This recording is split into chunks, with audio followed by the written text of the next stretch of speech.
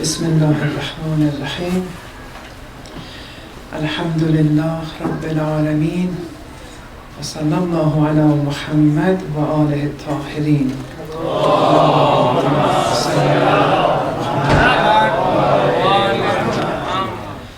So last night we were discussing about dua, supplicating. But what we covered last night was the arkan of dua, the fundamentals, the pillars, the axes of dua. Without these, the fundamentals, without the axis of dua, it doesn't matter if you read the longest of duas in the best of times, in the best of locations. Without those fundamentals, it won't do any benefit. It has no benefit for you. And that's why the arkan, the rukn, the fundamentals, the pillars of dua was important for me to mention last night. Everything else, they're a formality. Everything else is just the adab, the etiquettes of dua. But what use are the etiquettes when you're not abiding by the fundamentals of dua, the reality of dua, the secret of a dua? It's much more important. You have the fundamentals with you. It doesn't matter where you're doing the dua, how you're doing it, what you're saying, which dua, you'll be given. And there were two main prerequisites: that you qualify as a true caller, and we spoke about that to some degree, and that you call Allah subhanahu wa ta'ala, meaning you don't call upon other than Allah. You're not attentive towards other than Allah. Your hope isn't directed towards other than Allah. You're calling Him and nothing other than Him. These two were important prerequisites.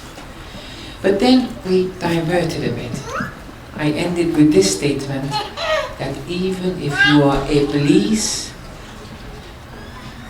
and you have these prerequisites in dua, you'll be given, you'll be granted. Ujibu da'wat ad-da'i idha da'ani, the verse said, that I will respond to the caller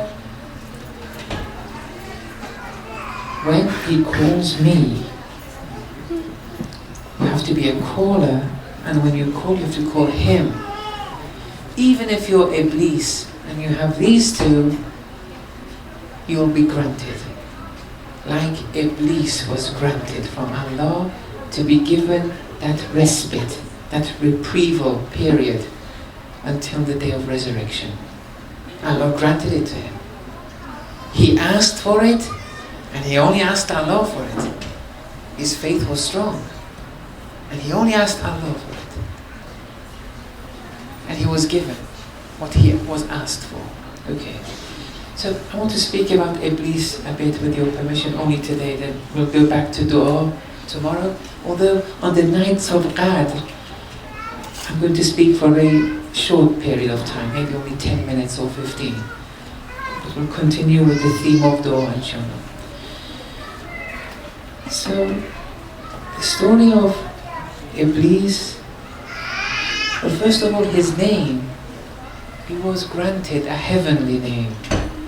Because of the 6,000 years, most probably not worldly years, heavenly years.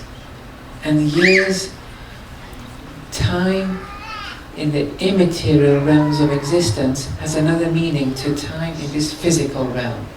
Not that there's no time in those realms, but it's not as we know it here. 6,000 years he was occupied with ibadat before Allah subhanahu wa ta'ala. And therefore he was granted a name in heaven, a heavenly name. He was called Azrazil. Azrazil. And because of the high status he had in heaven, he was a congregational prayer leader for the angels. He was even a teacher for the angels because he had surpassed their level. Although Iblees was a jinn, and that's explicit in the Quran. And with jinn, they are material beings like me and you, but they don't have this form, but they're material, they're physical. Not everything that is physical can be seen. There are many things that are physical, we don't see it, like radio waves or photons or whatever. Yes, so they are physical entities like me and you, but of a different type of physique.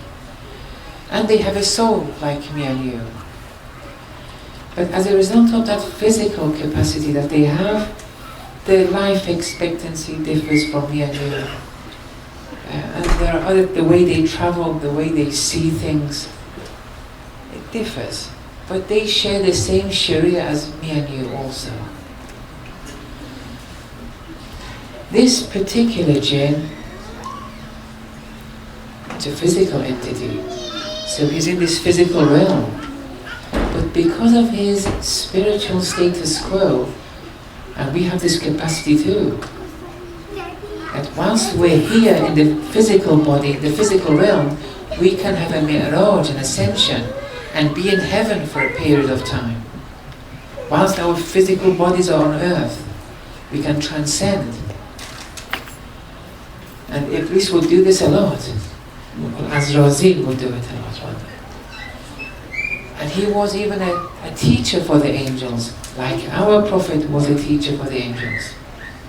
For 6,000 years he was obeying Allah, worshipping Allah subhanahu wa ta'ala. But then came a command. This command is a very important command. It changed things, but not as we think it changed things. The command in chapter 2 verse 34 of the Holy Quran, وَإِذْ قُلْنَا لِلْمَلَائِكَةِ اسْجُدُوا لِآدَمَ فَسَجَدُوا إِلَّا إِبْلِيسَ أَبَى وَاسْتَكْبَرَ وَكَانَ مِنَ الْكَافِرِينَ. Recall when we said to the angels, so who's being addressed? The angels are. Recall when we said to the angels, prostrate لِآدَمَ. Don't say prostrate to Adam. It's prostrate for Adam. It's a difference here, because you can only prostrate to Allah. So when the command comes usjudu, prostrate, intrinsically it has this. It means prostrate to Allah subhanahu wa ta'ala. But for what? For who? Adam. Because of the status of Adam alayhi salam. Prostrate before Allah, but for the spiritual status, the honor, the rank of Adam alayhi salam. فَسَجَدُوا. They prostrated. They being the angels. See, this is explicit here in the text. This is explicit. The angels prostrated. إِلَّا Iblees. Except Iblis.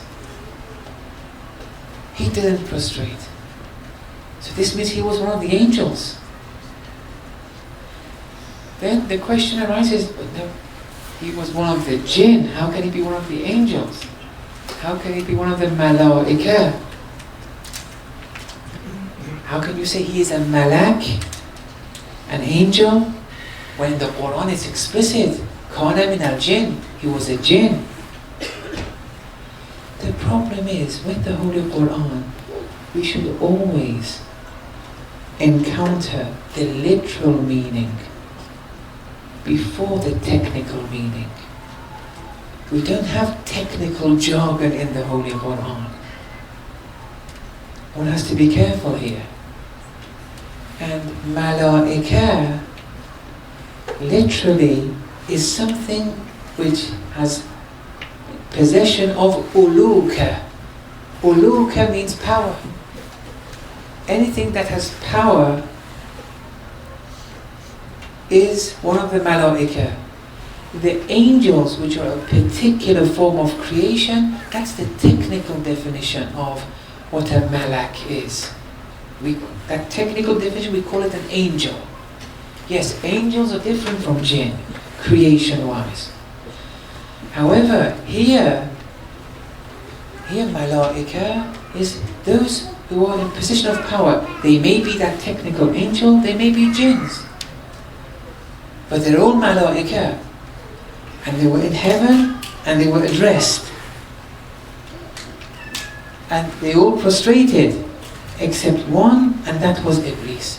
Yes, he was one of the jinn, but it's okay to say he was one of the malaika too, when you look at the literal meaning of malaika. There's no problem there. Here the men of Ahlul Zahir, the men of letter, the Udaba, people of literature, Adabiyat, there they try to justify this in a number of different ways, using Arabic grammar, but they're forcing it upon the verse of the Holy Quran.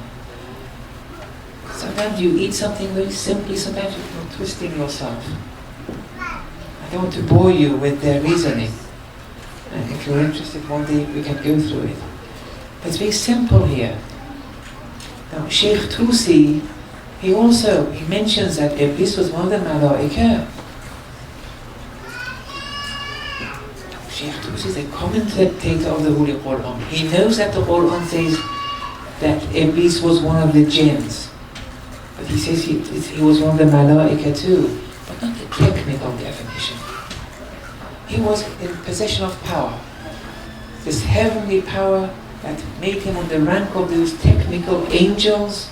They were all addressed. They all prostrated for Adam, not to Adam. Only Allah is prostrated towards. Except Iblis, no. He wasn't attentive towards Adam. He refused.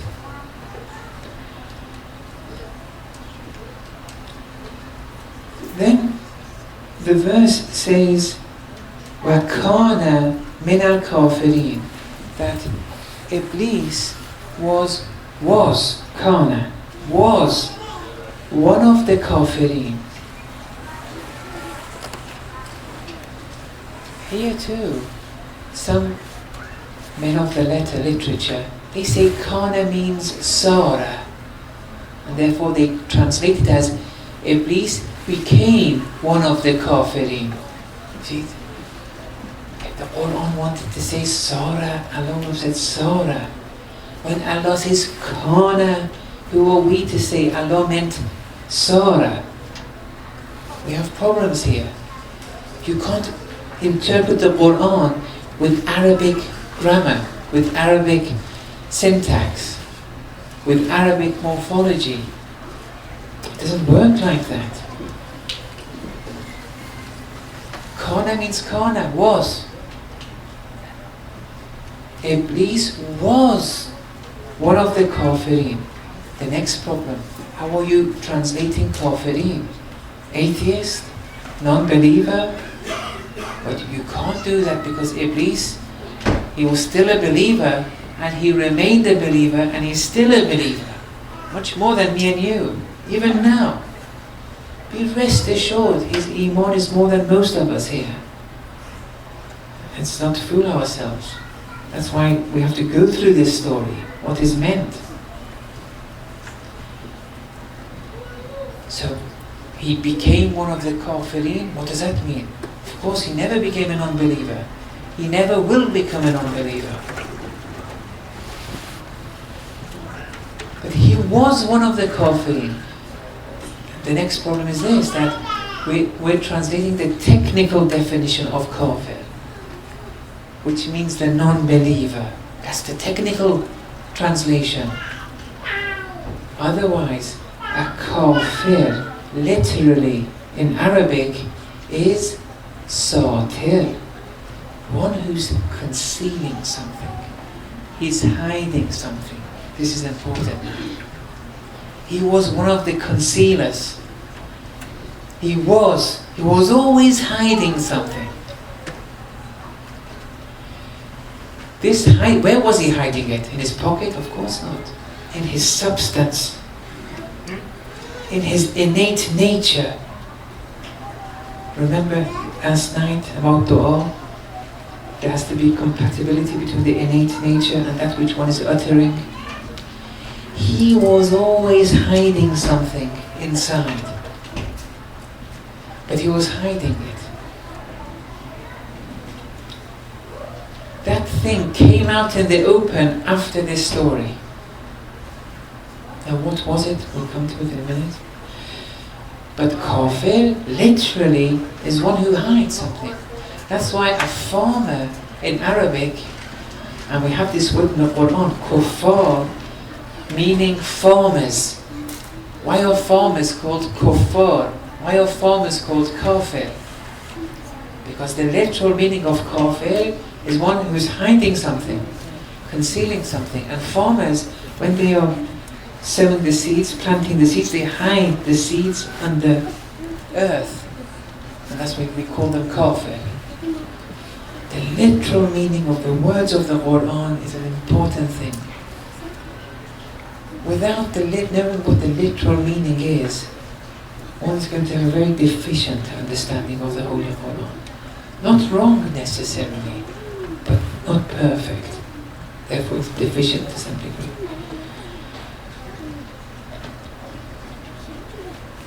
The next question is, where did this command, in which realm of existence was this command given?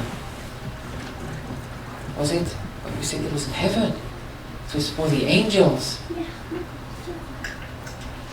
It wasn't for humans on earth. Even though Iblees has a physical existence on earth, but during his ascensions he's in heaven. And he has a heavenly body there. We have this even with Nabi Isa alayhi salam, Prophet Jesus alayhi salam. He's in heaven right now, even though the physical body is amongst us.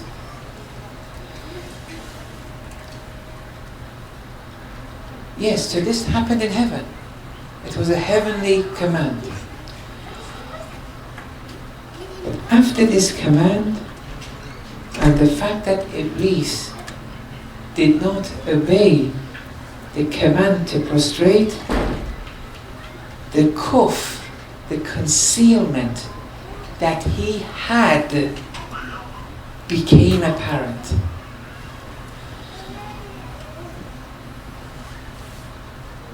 What was the problem? He didn't bow down. He didn't prostrate. Now here, prostrate too, it doesn't mean necessarily the prostration we have in salat. That's also a technical prostration. Prostration literally means the expression of subservience, humility. Sometimes this gesture is a sign of sujood. Sujood is where there is subservience, humility. The reason why the technical prostration in salat is called sujood, because there it's an expression of humility. But it doesn't mean that they had to prostrate in that manner. Angels may prostrate in a different manner.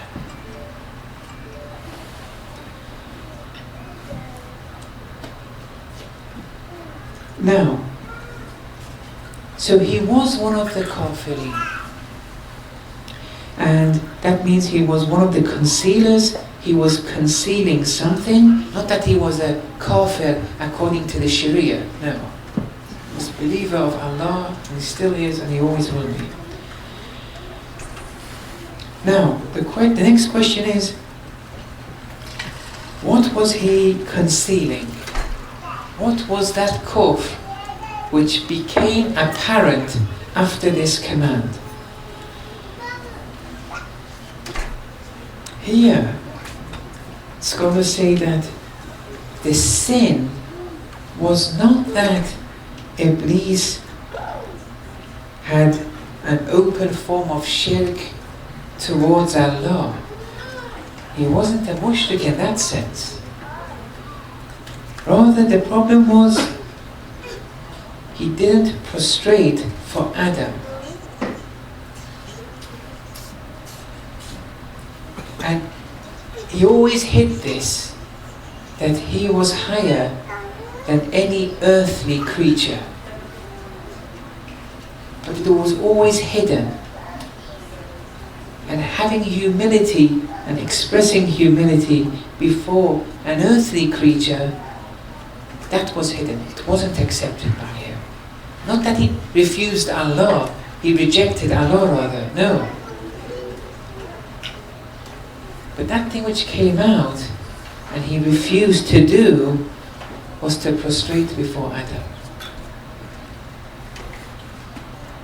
Now, some of us, we don't even bow down to Allah. We don't do salat. And any of us, we mislead other people.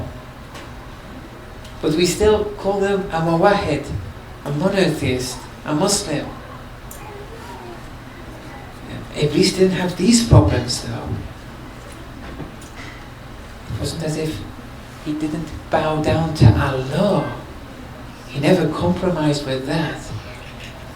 What he compromised with and failed in and refused to do, and we have to understand why, was prostrating for Adam alayhi salam. So, the next question is that, okay, so if he still is a believer, he's still a monotheist, he still bows down to Allah, he still believes in Allah, and you're saying his faith is strong, so why was he punished very severely? Because he didn't commit a Sharia sin. Iblees didn't commit a sin according to the Sharia. If he had committed a Sharia sin, yes, there's a case for this. But he didn't commit a sin according to the Sharia, but he was punished very severely. Why? There's a formula which is extrapolated from the traditions. It's not a tradition from the Ahlul Bayt, but it's extrapolated from various traditions. They say, Hasanatul Abrar, Sayyatul Muqarrabeen. Meaning that the righteous people, their good deeds, so we have righteous people, and they do good deeds. Those good deeds for the very righteous, for the Muqarrabeen, those in proximity with Allah, those actions are sins. There are degrees to faith. There are degrees, people with a higher faith, if they were to suffice with actions of those who are much lower, it's as if it's a sin for them. Okay, Iblees was punished, and he will go to hell. There's no question there. But which hell will he go to? That's important here. Because the higher you are, errors that arise on a par with your spiritual status quo, if errors arise, the fall will be much more drastic. And that's when some traditions, they state that we are fearful for the sincere amongst the believers. Because if they fall, it's going to be drastic. They're going to fall from a higher place. Iblees was at a very high level. He was in heaven. Can you get higher than that? He was with the angels. He committed a mistake. Okay, the mistake wasn't a Sharia sin. It was a tariqa sin, so to speak. But on someone on his level to commit such an action, it entails a fall. Now here, to understand this point, Imam Khomeini in his Adab al-Salat, he mentions something, it's only one or two sentences, but it's an important key to understand all this and many other things. He writes that the inner impurities lead to the suppression and inhibition of happiness and salvation. It's the inner impurities, like not forgiving people, holding on to grudges, being angry, being impatient, hurting people's feelings is haram. These are ethical sins, like jealousy, as long as you don't express it. These things aren't haram according to the Sharia. We call them inner ethical sins, or sins of the tariqah. These inner impurities too, they lead to the inhibition of happiness. They won't let you reach salvation. And these inner impurities constitute the cause of the ethical hell. You see, he wants to classify hell now. We have, hell has degrees. One degree and class of hell, it's called the ethical hell. Jahannamul akhlaq. These inner impurities, not sins of the Sharia, inner impurities, these lead people to go to the ethical hell. What about those people who sin, like me and you, Sharia sins? Imam continues, he says, this ethical hell, which, according to the people of Gnosis,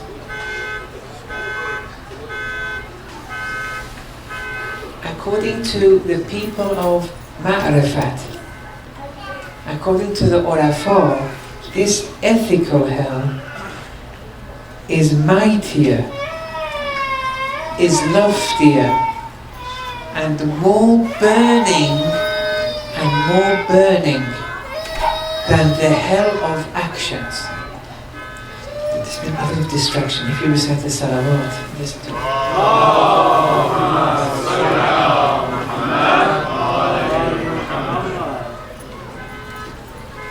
I don't usually stop, but this is an important point. Since there's a lot of distraction, I have to repeat this point. Some points are important for you action-wise. If it was an academic point, I wouldn't have stressed upon it. But since this is a very practical point, with your permission, I have to read this again.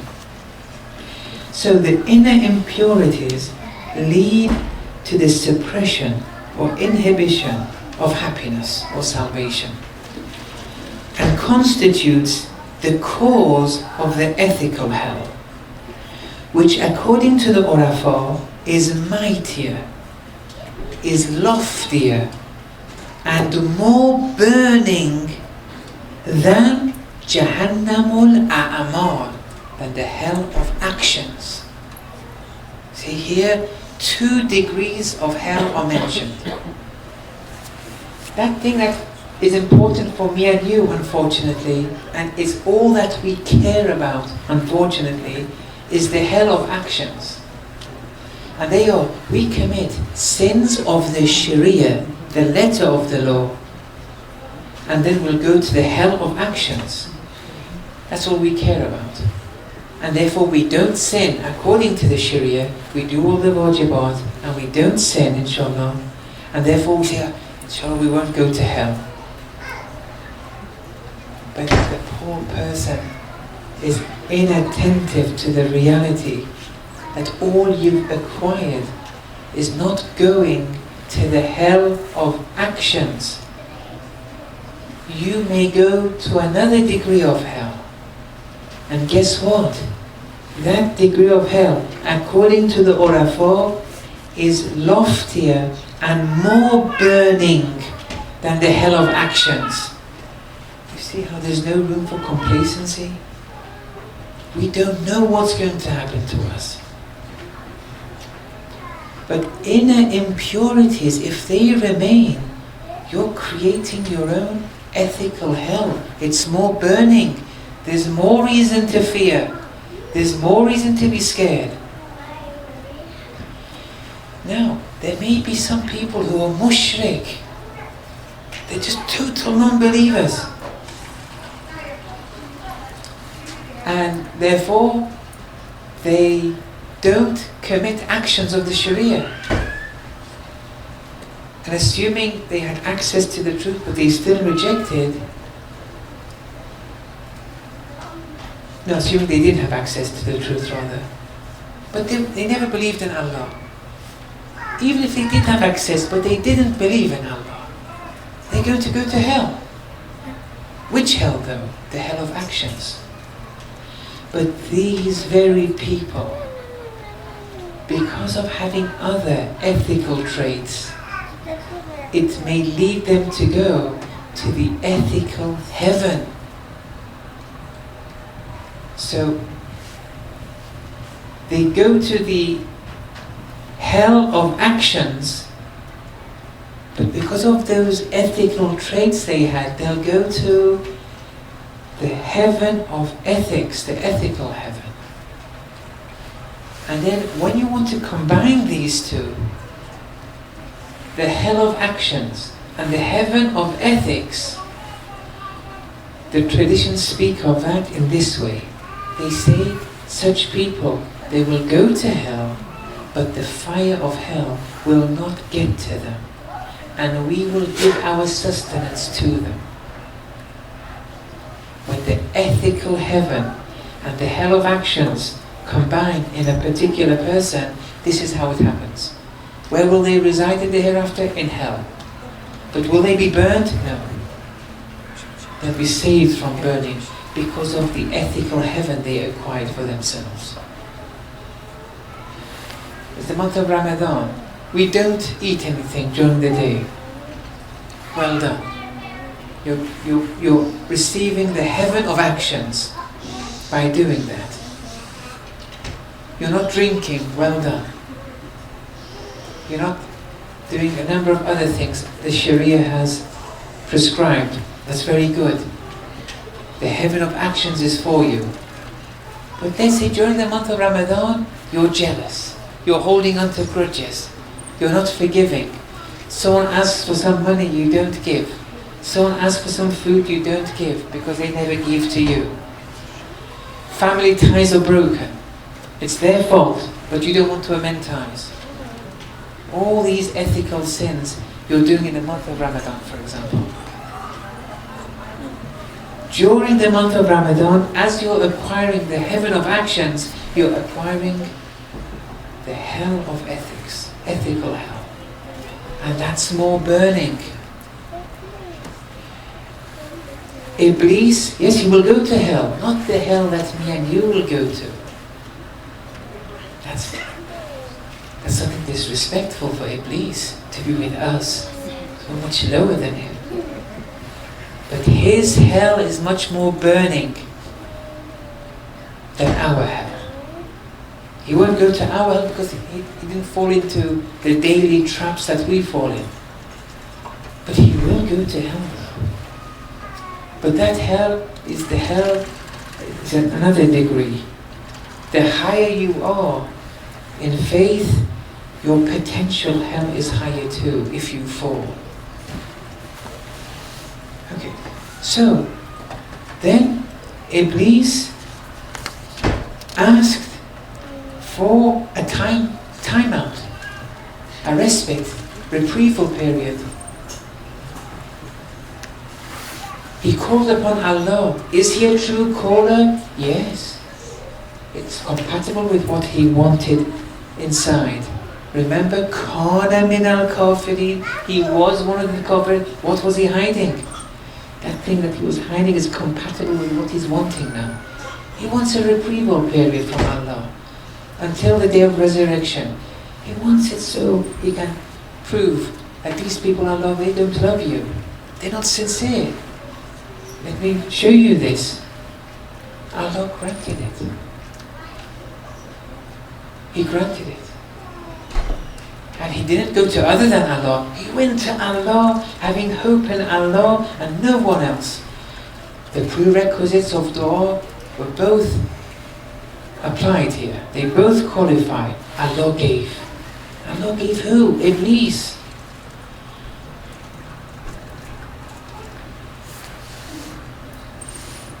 And then, from then on, and some traditions say that because of the 6,000 years he was given this period.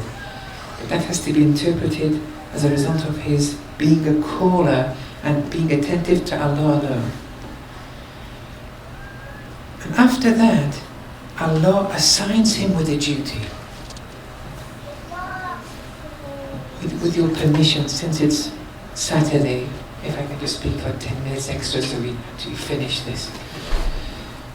So then Allah now is assigning a duty to Iblees. So now Iblees is becoming a servant of Allah, obeying by Allah's commands. Allah has granted a particular duty for Iblees. And what is that duty? Chapter 17, verses 62 to 65. Just quickly go through it. Qala. These qalas are very important. Iblees said this, then Allah said this. Iblees said this, Allah said this. He's talking with Allah. It shows his status here. Pharaoh never talked with Allah. We don't have it in the Quran. Qarun never talked with Allah. It's not in the Quran. Nimrod, he never talked with Allah. It's not in the Quran. Iblees is talking with Allah here. To talk with Allah shows you have a particular status. Otherwise, how can you talk with him? The earlier Urafa, they put a lot of weight into this dialogue. When someone enters dialogue with Allah, they put a lot of weight into their spiritual status quo. Ayatollah Jawad Diwani has explained this in another way. He wanted to escape from this. He doesn't like the idea that Iblees is entering dialogue with Allah. And he gives some of his proofs, but that's another discussion, it takes a different period of time. قَالَ أَرَأَيْتَكَ هَذَا الَّذِي كَرَّمْتَ عَلَيْهِ. Do you see this which you've honored over me? This being Adam, in relation to Adam alayhi salam. Iblees is saying to Allah subhanahu wa ta'ala, this Adam that you have honored over me, لَإِنْ أَخَّرْتَنِي إِلَى يَوْمِ الْقِيَامَةِ. If you defer me until the day of resurrection, if you give me that time until the day of resurrection, لَأَحْتَنِكَنَّ ذُرِّيَّتَهُ إِلَّا قَلِيلًا. I shall most certainly destroy, put an end to his offspring, Adam's offspring, except for a few of them. Most of them I'll show to you. That I'll destroy them. And you can see who they really are.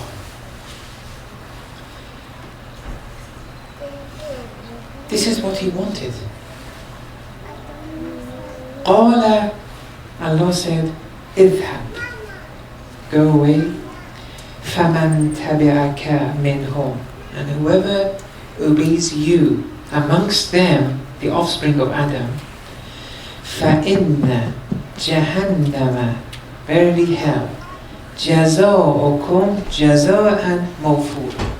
Hell will be their recompensation, and what an ample recompensation it will be. A wide, abundant recompensation. Then Allah started giving Iblees what he has to do. Or 4 imperatives are given. Or 3, I think I'll read them in a minute. 4 duties. Do this, do that, and do this. Imperatives. Which shows that now Allah's the commander, And Iblis is the commanded of Allah. He's been given a duty from Allah. Istafziz, which means startle them or deceive them. Man istata'ata minhum bisawtik.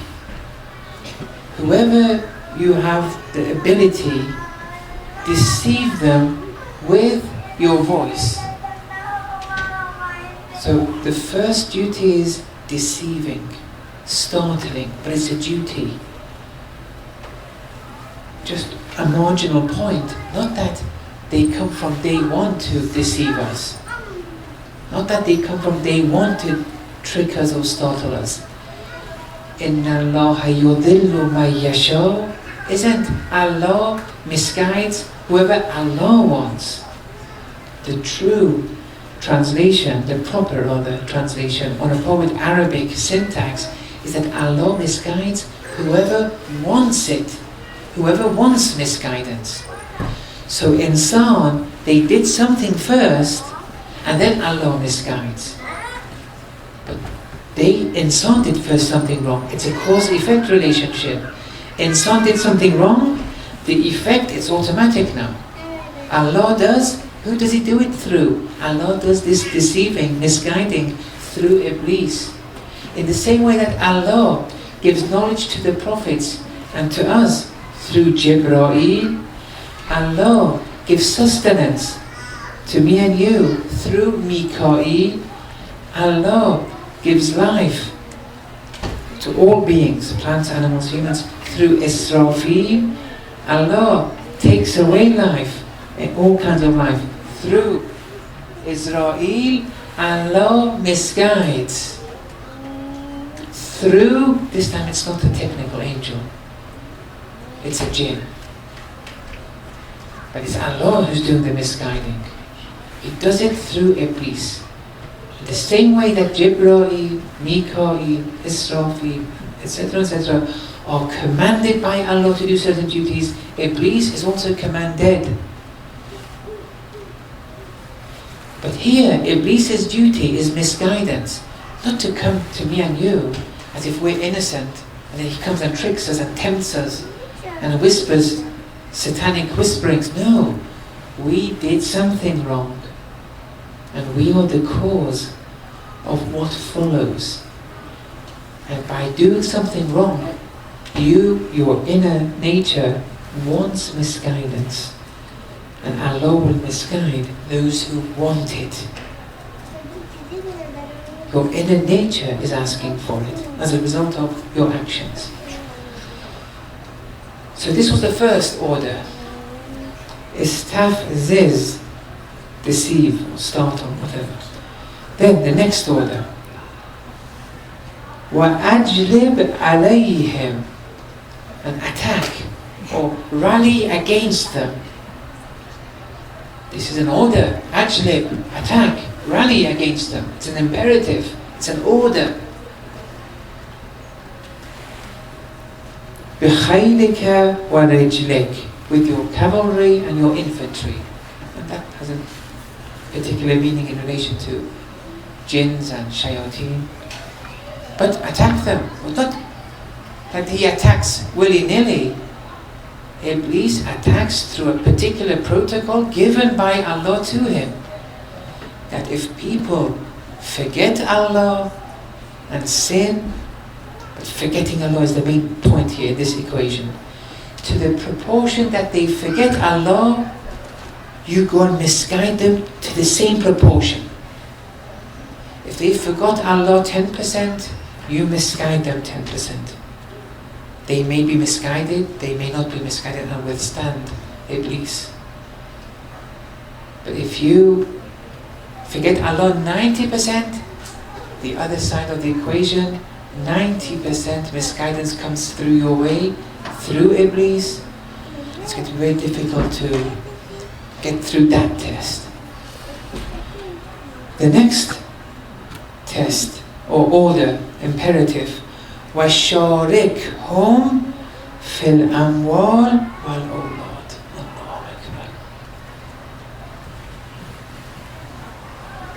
that you, Iblees, the next order is enter into partnership with them in their property and in their children, in their offspring. You be a partner. Iblees can be mine and your partner in our offspring. It's a very deep statement. If I wanted to explain that, inshallah, I think you've got the picture here. But maybe if you haven't, I can go through it another day. I want to finish this point here. Wa'idhum, and promise them. Give them promises. 4 commands. And at the end, وَمَا يَعِدُهُمُ الشَّيْطَانِ إِلَّا غُرُورًا. And Allah says, for everyone to hear that Iblees doesn't promise anything but deception. غُرُورًا. Be careful. So this was his duty. And then at the end, verse 65, إِنَّ عِبَادِي لَيْسَ لَكَ عَلَيْهِمْ سُلْطَانٌ. In relation to my servants, Allah is saying that there's no authority over them. They're my servants. They are those few people that Iblees doesn't have access to. Okay, so now Iblees has been given this duty. Right. After he failed the test, he was called Iblees. And there's a reason he was called Iblees. It goes back to the literal meaning of what Iblees means. But the question now is, why did he do what he did? And why didn't he turn to Adam? Why didn't he prostrate, express subservience to Adam? The answer was, he was foolish, out of foolishness. However, why was he foolish? This is very important now. And then I'll end with this point. It's a very important point, and it has a lot of practical repercussions today. There's a story between Musa alayhi salam and Iblees. Iblees says to Musa alayhi salam, says, "Oh Musa, my tawheed is stronger than yours." Which is a very foolish comment to make. Of course, Nabi Musa alayhi salam was much higher in tawheed. Iblees said, you have tawheed, I have tawheed. But Iblees said, my tawheed is higher than your tawheed. Nabi Musa alayhi salam said, how come? Why? Then Iblees said that when Allah told me to turn towards Adam, I did not turn. But when Allah said to you, look at the mountain, you looked at the mountain. It's a foolish reasoning, but it's important to understand what's happening here. He said, my tawheed is stronger than your tawheed, because Allah said to me, look at Adam. I refused. I only look at Allah. Only Allah. No one else, only Allah. With Nabi Musa alayhi salam, Allah said, look at the mountain. He looked at the mountain. What was the error of Iblees? The error was, he did not abide by, and he wasn't a firm believer of something we call wahdatul wujud, the unity of existence. Iblees sees Allah one side, and Iblees sees Adam this side, and he sees these two are different. This is Allah, and that's Adam. And creation-wise, we have two. Rather, creation-wise, Adam is mutually exclusive from Allah. Adam alayhi salam is different from Allah.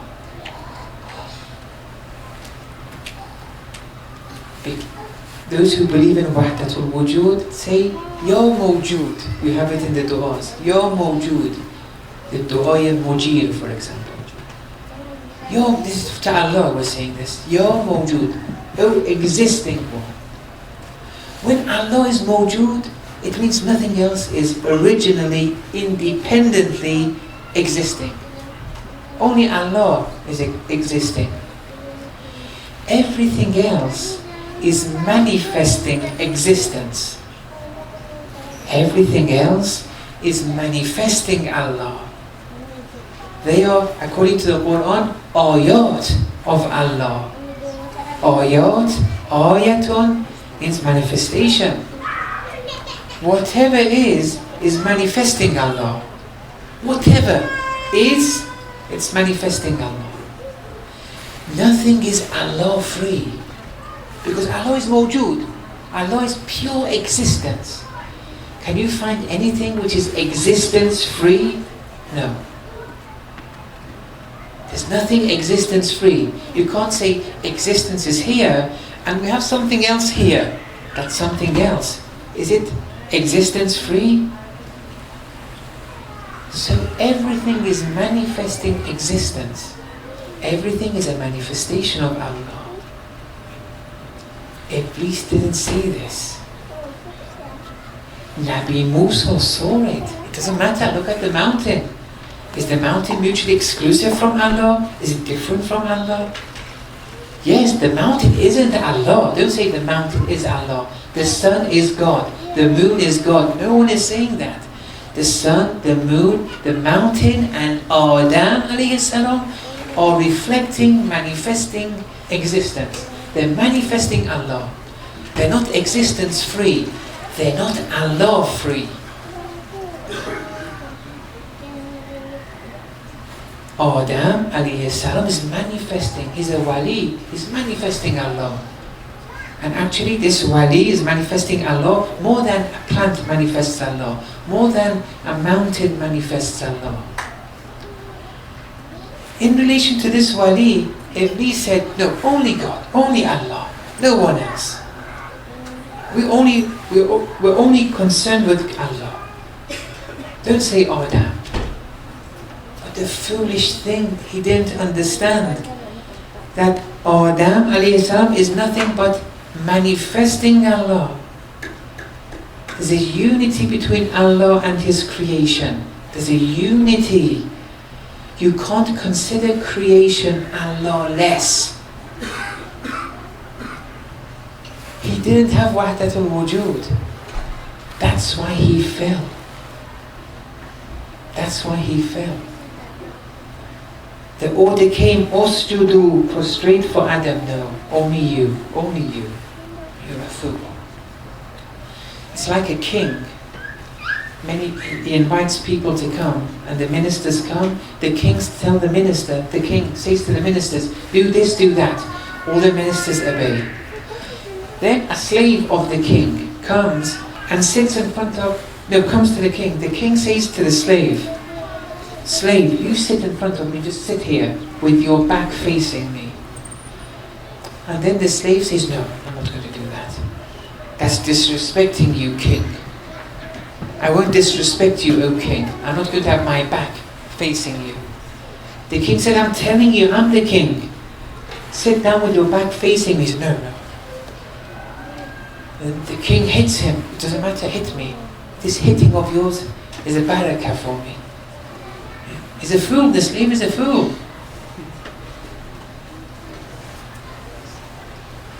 This is where Iblees fell. He didn't have that. And that's why he's going to misguide most of us, except a few. Those few are those who have wahdatul wujud, not only in theory, in practice. And those who have wahdatul wujud in practice, the Quran calls them the mukhlasin. And in another verse, Allah says that Iblees says, I'm going to misguide all of them. I've written it somewhere. Yes. Iblees says in the Holy Quran, وَلَا أُغْوِيَنَّهُمْ أَجْمَعِينَ. I will most certainly misguide most of them, all of them, rather, أجمعين, all of them. إِلَّا, except, the exception follows, عبادك منهم المخلصين. The Iblees can't misguide the mukhlasin because they have wahdatul wujud in theory and in action. Iblees didn't have wahdatul wujud. Since he failed in relation to this, he can't misguide those who have wahdatul wujud. And that's why when you want to find a leader, the leader has to have wahdatul wujud.